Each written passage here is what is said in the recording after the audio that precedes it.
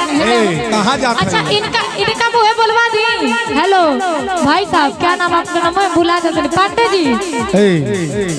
Black man इधर आओ। अभिषेक विकास जी इधर आइए। इनका मुँह बोलवा दी। पांडे जी का बेटा हूँ।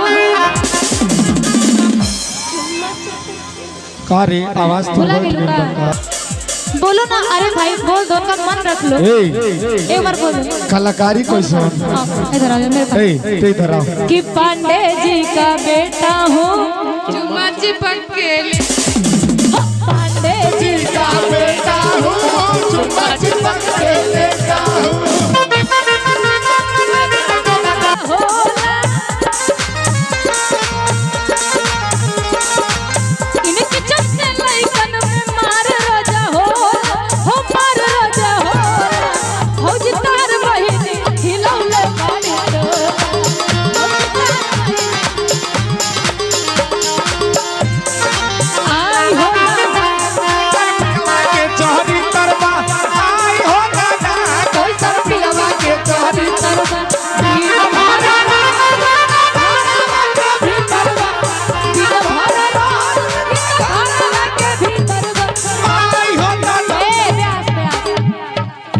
बिहारी स्टाइल में बोली।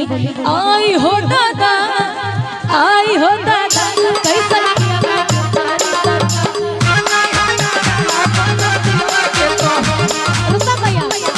मामा जी को बुलाना है, थोड़ा सा बुलाइए ना। अरे मामा मामा सर भइले मामा नहीं आइले हो। कहाँ बाड़ा मामा? फूफा जी बानी। मामा मामा सर भइले मामा नहीं आइले हो। रुपिया के कारण मामा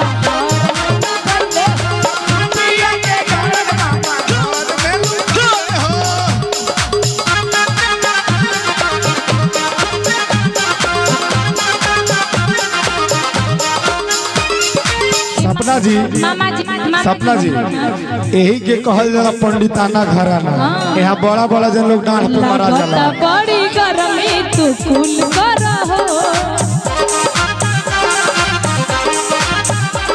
बनाना सेब खाइल कबूल करहो। लगता हो हर जाता ढोढ़े, हर जाता ढोढ़े मर पसी।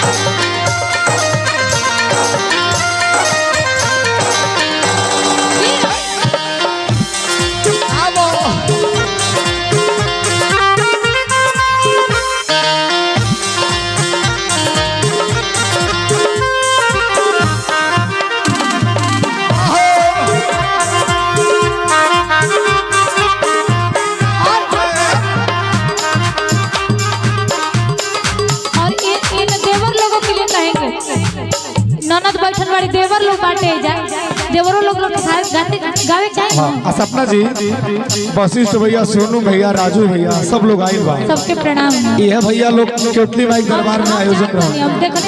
हाँ, तो भाइयों लोग खातिर बीच बीच में भाव होत रहे। कौन गाना हो भैया बाटे? तो आप ऐसा रखा बनाई जहुआत बा रख दे बहिनी। ये तो जहुआत बा। भैया रुको रुको। सोनू सिंह, सपना जी, एक सेकंड। ये देखिए मेहमान नहीं होता। गिर जाई रे काहे ते आइए ढकेला ता लोग के तरफ से 501 रुपया का आशीर्वाद। देखिए आपके 500 मिलल। सोनू भैया सब बैठल बा। यहाँ दोनों ने हिस्सा होल कि ना होल? अब आप रौरा निपटे और गांव हम काहे निपटे जाए ना। देखिए कोई पर से जोड़े।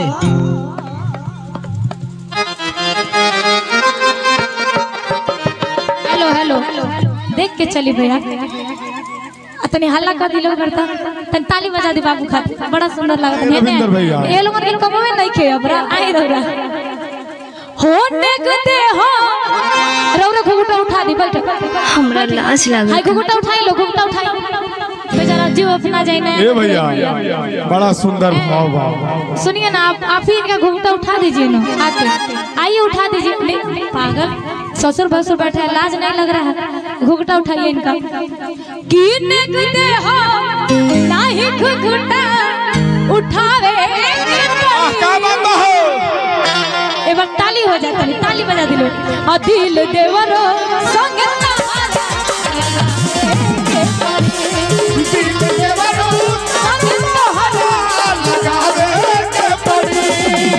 हटा हटा हटा रहा हट के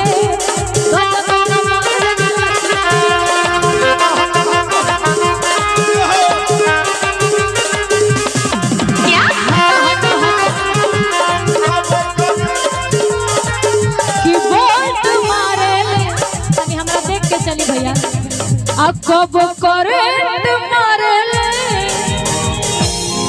ई लड़की ही हाई वोल्टेज वाली करे लड़की ही हाई वोल्टेज वाली करे तुम्हारे हटा हटा हटा रहा तुम्हारे मेरा बदलियम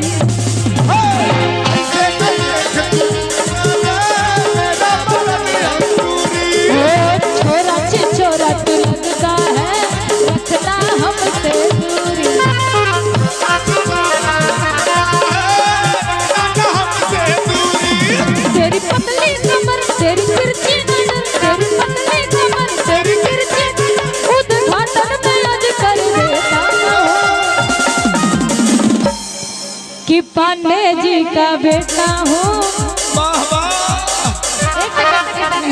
कहाँ जाते अच्छा इनका इनका मुँह बोलवा दी हेलो भाई साहब क्या नाम आपका नाम है भुला जाते पांडे जी ब्लैक मैन इधर आओ अभिषेक विकास विकास इधर आइए आप इनका मुँह बोलवा दी पांडे जी का बेटा हूँ रे आवाज तो कुछ भी बोलते हो आओ आओ एक मेरे साथ बोल लो बहन इधर कि पांडे जी का बेटा हूँ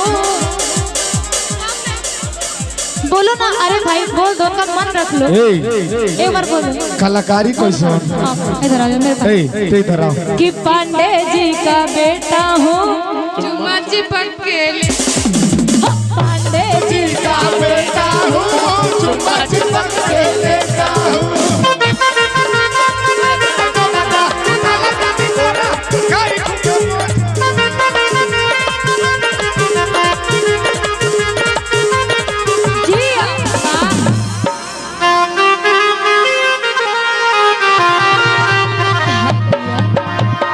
बहुत अच्छा